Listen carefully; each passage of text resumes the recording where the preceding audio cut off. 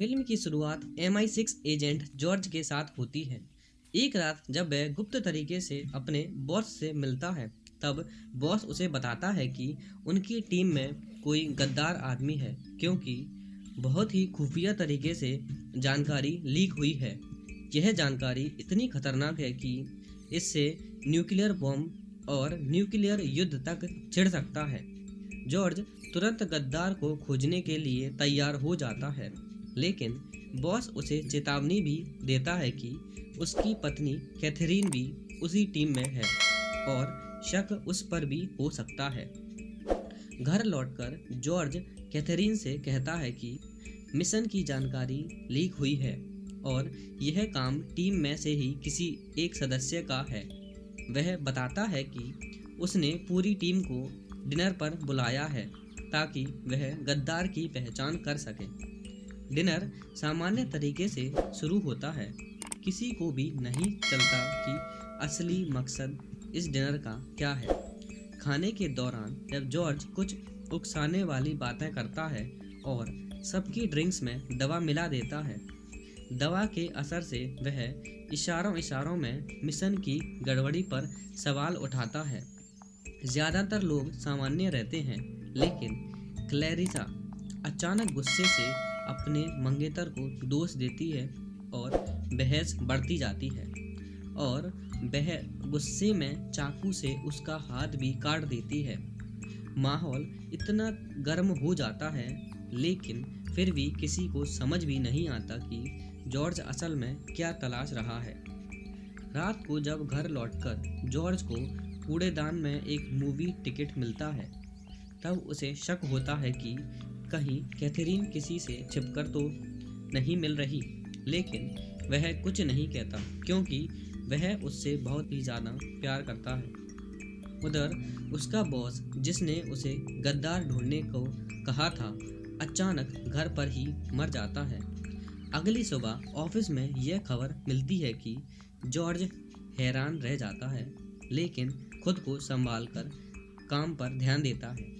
वह चालाकी से अपना की कार्ड कैथरीन के बैग में डाल देता है ताकि उसके शेड्यूल तक पहुंच सके। उसे पता चलता है कि उसकी एक मीटिंग ऐसी है जो ऑफिस रिकॉर्ड में साफ नहीं है।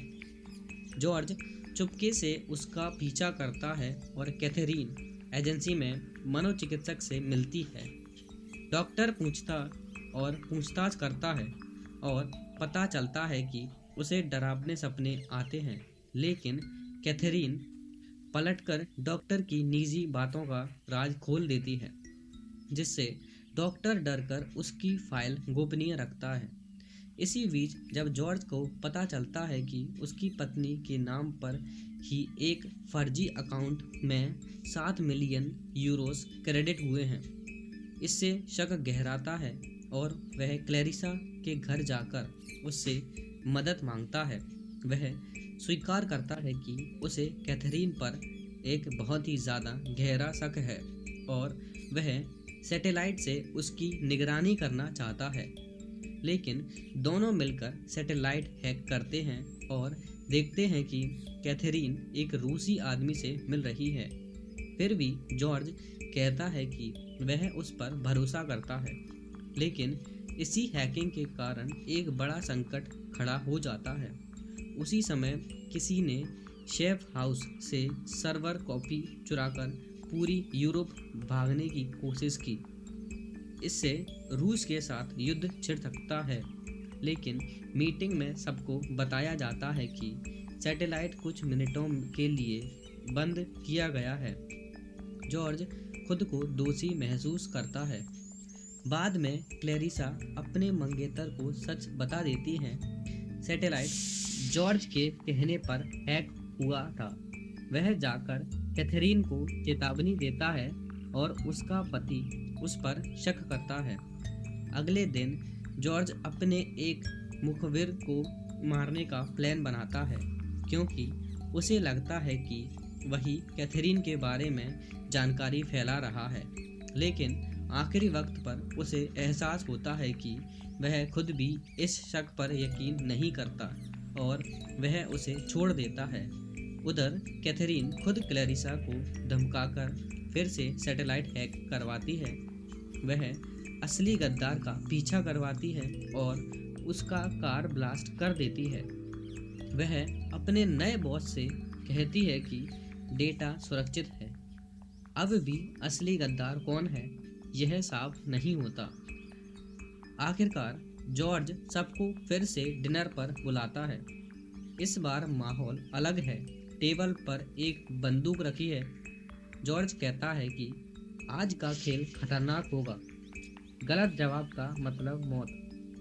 वह एक एक कर सबके राज खोलता है। वह जेम्स पर आरोप लगाता है कि उसी ने नकली मूवी टिकट रखकर शक पैदा किया। उसने सर्वर हैक किया और रूस में अकाउंट खोला और जानकारी बेच। सबूत सामने रखे जाते हैं। गुस्से में जेम्स टेबल पर बंदूक उठाता है, लेकिन वह नकली निकलती है। तभी कैथरीन असली बंदूक निकालकर उसे गोली मारती है। सब सन्न रह जाते हैं और जॉर्ज और कैथरीन बताते हैं कि जेम्स की गद्दार था। सब लोग चले जाते हैं। अंतिम दृश्य में पता चलता है कि जॉर्ज और कैथरीन के पास अब भी वही 7 मिलियन यूरो हैं। असल में उन्होंने भी खेल खेला था। उन्होंने जानकारी लीक होने दी, फिर सही समय पर दुश्मन को खत्म कर दिया और खुद को बचा लिया। अब सच्चाई कोई नहीं जानता।